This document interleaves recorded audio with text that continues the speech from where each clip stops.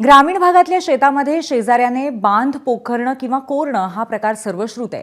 तसंच काहीसं मुंबईमध्ये पर्यावरण संवर्धन करणाऱ्या CRZ कायद्याबाबतही झालंय. समुद्र किनाऱ्यावरती कुठेपर्यंत बांधकामं करावीत यासाठी काही कायदे असतात. CRZ हा त्यापैकीच एक महत्त्वाचा कायदा आहे. CRZ नियंत्रण रेषा या कायद्यान्वये अस्तित्वात आलेली आहे. मात्र काही सरकारी बाबू ही नियंत्रण रेषाच कोरत समुद्रात बुडवतायत.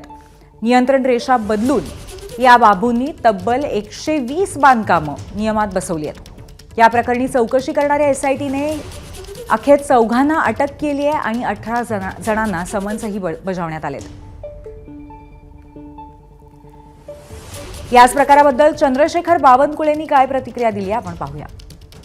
मुंबईमध्ये CRZ जमिनीशी छेडछाड केल्याचं प्रकरण समोर आलेलं आहे. 2 सरकारी कर्मचाऱ्यांसह 4 जणांना अटक केलेली आहे. 102 नकाशांशी छेडछाड झालेली आहे. मी त्यांचा जर ते महसुली अंतर्गत असेल तर नक्की मी त्याचा तपास करीन.